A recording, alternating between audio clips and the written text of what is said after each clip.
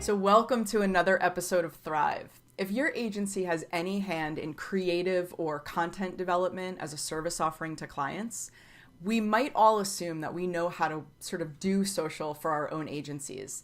But let's be honest, I think that most of us really don't know what we're doing when it comes to social media, or we look at it maybe as a talent attraction tool, right? So my guest today is Adam Brown, who's the founder and president of Circle Media here in New York City. And Adam has a little bit of a different philosophy, so I thought it would make a great show. And I just want to welcome you, Adam, for being on the show today. Thanks for having me. The pleasure's all mine.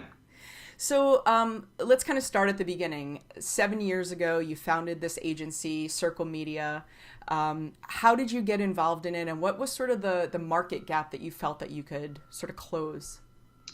Yeah, so in my former life, I worked with a lot of different agencies in all different capacity, and I found that most of the agencies I was dealing with, I really didn't love. Either they didn't have their act together, and so I thought that agency model was broken, or it was very siloed. I always thought there was like one piece that they covered, but then if it didn't integrate with everything else, there was always a problem. And so part of my brain was, why can't there be like a Four Seasons type service agency out there? So I sort of like put that on the back of my brain. Mm-hmm. And then specifically with social media, around that time, so you're talking like 2011, 12, right. There were SMBs. I was an SMB. I was talking with a lot of SMB owners, and most of them just did not know how to navigate social media at all. It was such a black box. Right. So I thought, okay, agency with Four Seasons level service, with social media offering built for SMBs, this actually could be something. And it was just like an easy transition. It just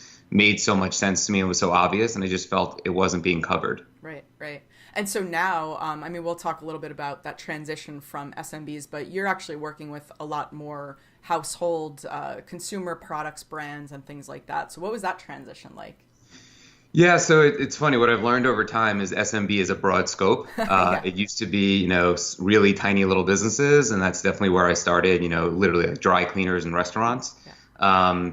But it seems like the spectrum is like anywhere from like 1 to 100 million in revenue. So all of our clients, or I should say most of our clients fall in there. There's definitely some that are north of that, and these days probably very few that are south of that. Mm-hmm. So the transition has been very seamless. Like a lot of brands at different sizes and different, stages in their life cycle, they have similar issues.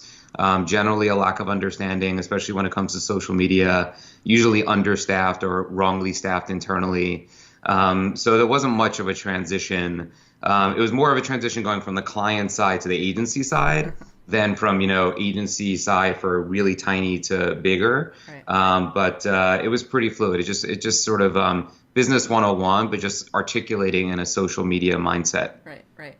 So let's kind of dive into social media for agencies. I feel like from my perspective, most agencies view their own social media channels as really just, either obvious self-promotion, but not in a strategic way, or they're solely using it for talent attraction, kind of a behind-the-scenes view of what it's like to work at the agency. You actually use it more as what you call a closing tool. So I'd love to really dive into the discussion and talk about that. Yeah, and so I think it goes with my framework that I recommend to clients or even people that I just know in the world that come to me because I'm the social media guy now. It's you don't go so smart, you go stupid is my recommendation, right? So it's like, I like that. Just think about the context of what these things are, right? Like if anything else, like social networks represent scale, like reach and scale, right? So, for me, I came from a sales background. I was in the mortgage industry for 11 years and I ran marketing and sales. And when I came up in the business, I was cold calling people. This is like, in the early 2000s. Yeah. So having platforms like LinkedIn, especially LinkedIn right now, Twitter, Instagram DM, it provides you cold calling in a much nicer, friendlier package. And you have so much more context. You know who you're communicating with. And coming in, leading in as a social agency, you have a little bit more credibility than just, someone calling you on the phone. Right. And so it's just such a powerful tool, not only to go out and get the business, but I find putting out content and being a thought leader, it's the most powerful conversion of business. Mm. And so I do see what you're talking about, A lot of agencies are putting out, we have the best culture. It's so great to work here, which Happy it hour. is. Yeah, happy hour and beanbag, Right, right, And I work in a WeWork in an agency in New York City, so I have all that. right. And we definitely have some of that. Our agency is great to work at too. But I just think, if you want to put out, first of all, I use it in two ways, social media. Primarily Instagram, I use to push out the work we do. So it's just like, here's the assets we make. We definitely over-index on content creation. So go to my Instagram, you can see the videos, graphics, photos that we create. Most businesses these days see that and they're like, wow, like I want that kind of stuff. Right. But more importantly, I use it as a fishing rod to go and get business, start a dialogue, and then they see the content I put on social as my conversion tool. So you're using it, if we were sort of to contextualize that, you're using it as a little bit of a portfolio, like specifically on Instagram, like a portfolio on Instagram, but then also on other platforms, you're using it as brand awareness for the purposes of business development. Yes, you articulated it better than me. But I'm old school. In case you can't tell by the gray hairs, I'm in my early 40s. I got him too. Okay, I don't see brother. him. I don't see him on you quite as much. But so I came up during like late 90s. It was like websites were a brochure website. It was basically literally your brochure. So to me, I use Instagram the same way. Like, here's the great content we create. Like, you want to see it? Here it is. It's going to be better than my deck. I'm posting there every single day. Take a look. Right. So that in and of itself is like a smorgasbord of like, here is what you can get. And since I usually lead in with content. Actually, going back to your question before about working with bigger brands, our original thesis was you need a social media manager. It's a full-time job. It can't be an intern or a receptionist or your cousin Sally. Like right. It's a real full-time job. And that was in 2011-12. Fast forward to now, that thesis has only gotten stronger, and it's really multiple talents, multiple personalities that need to do it. So that thesis in and of itself makes a lot of sense for SMBs and growth companies. But then there were bigger brands like Kind Bars or whoever that they have a huge team. So my thesis of, you have all these different people and you can't get them in one salary. You need someone like us. For them, they had the 7 people, so they don't need it. Right. But we became a very attractive option for brands looking to create social first, especially video content outsourced, because most brands don't have that internal, even bigger brands. Right. It's just such a luxury to have like a really good video guy or girl on your team. Right. And then, especially when you're bigger, to outsource that, it's very expensive. You go to an expensive agency, they see your name, they charge you a big price point. And so you need video, but it's cost prohibitive, so you don't create it. Mm-hmm. So anyway, long story short is like, that's a great way for me to lead in and say, look, everyone needs video, and it sort of equalizes the little guys and the big guys. Yep. You're not doing it internally. So here's a representation of what you can get done externally with a company like mine. And that gets them in the door. And then the conversion tool is just longer form content. A lot of the stuff I'm doing on LinkedIn, even messing around on IGTV that it seems like nobody watches. But the 3 people that watch it for me have been helpful. I've had marketing directors take a look at it because it's kind of a new frontier. Right. So in order to earn their stripes, they're on that new frontier looking around. And so I found it's actually a very good place for cheap attention to get your message across to convert sales. Right. That was my long answer. Sorry for that. No, that's great. It's really valuable content, and to kind of go into that depth is really insightful. So I guess my question would be, since your objective across the board is portfolio and brand awareness leading to conversion and closing, is there a different strategy per platform? Or since the objective is similar, is it the same strategy across all social platforms?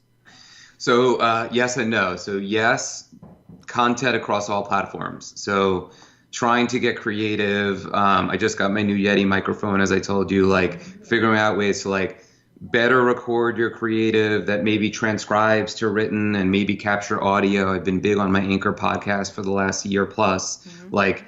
So yes, lots of content, and then different per platform. So, I find when I post on LinkedIn that my written does well. People, I guess, just read there. So they'll read a little bit longer. I post on my blog, no one reads it. So what can I do? But I keep that as a home-based platform in case someone's on my website looking around. Maybe they'll see some of that stuff. Oh, that's great for organic search also. Just as Yeah, another organic channel. search. I don't get much traffic. Again, different than other companies and other agencies for sure that are spending a ton on marketing.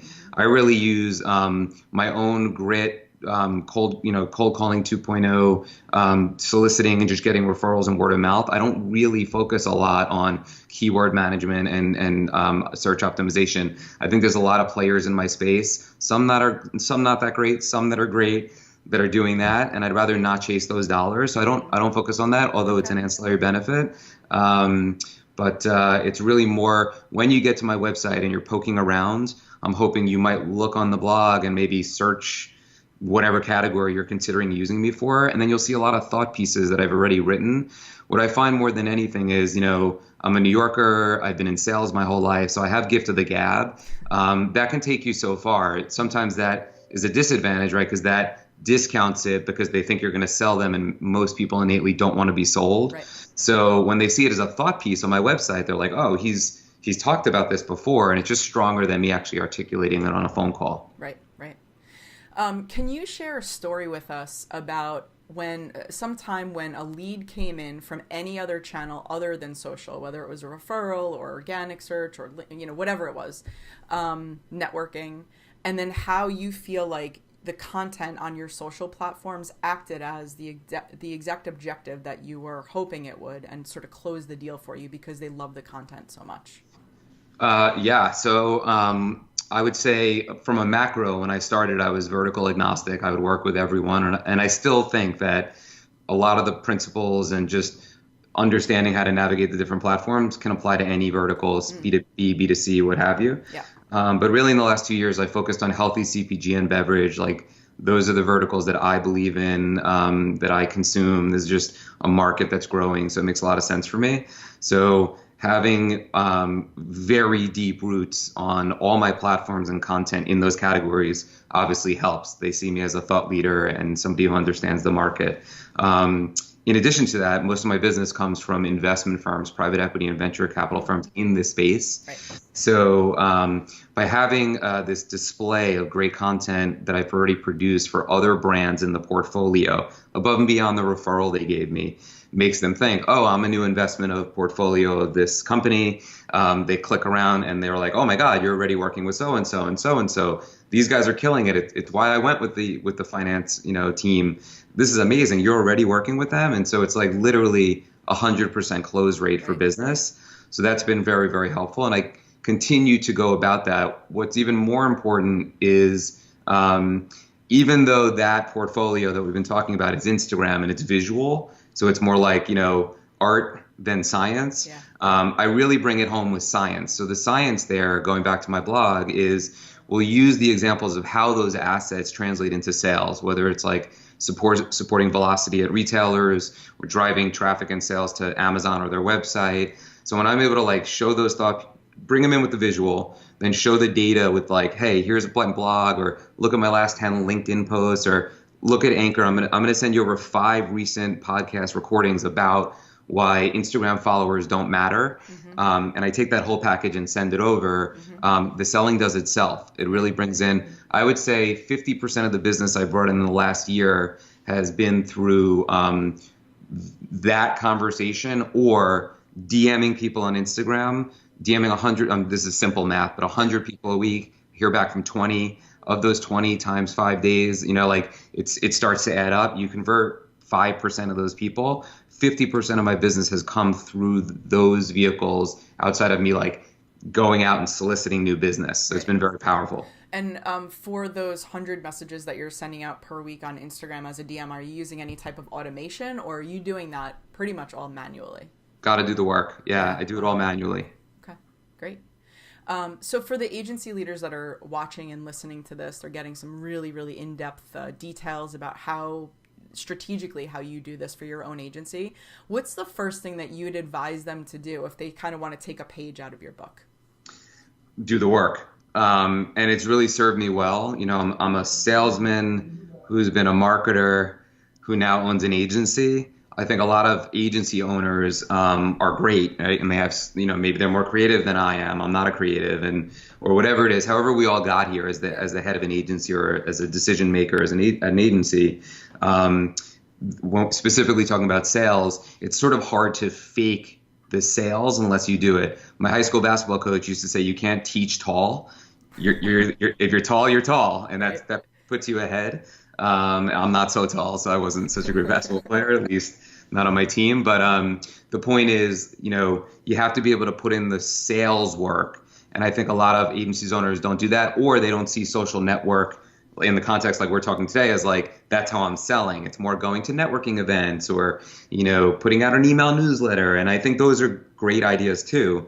But I think if you want to really go out and solicit business, you have to have the hustle to do it, and then get told no 1,000 times, which can be very aggravating. If you DM someone constantly and never hear back, after a couple of days, you're probably like, that doesn't work. I'm going to move on. Right. My expectation is if I hit 30%, I'm an all-star, like a baseball player. So I just have that in my brain. I think it's hard to manipulate or make that muscle become something you have, but I think it's mission critical. Yeah.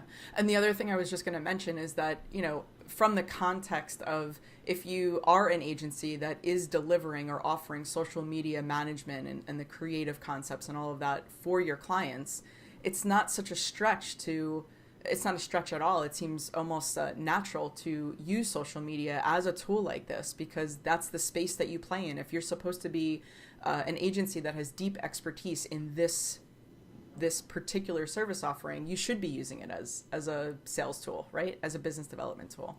Totally. So that makes sense to me. Super obvious. I think most agencies, definitely a majority, are not thinking that way. No way. I think they're just like, oh, Facebook, Instagram, Twitter, this is, I would even argue some aren't even thinking this way, like where this is how you use it now, which is a problem. I think in general, they have a playbook. It's sort of formulaic and this is what they do.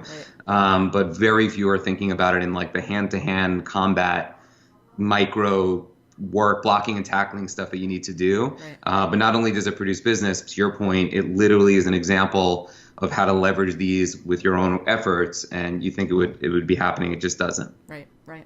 Well, this has been a great conversation, Adam. I'm really, really appreciative for you being on the show today. Thank you. Anytime. I've been a big fan for a while. As you know, I appreciate that you made some time for me. Thank you. Thank you. This episode has been brought to you by Workamajig, the #1 creative agency management software. Show notes at thrive.workamajig.com. Find out how your creative agency can become more productive and more profitable.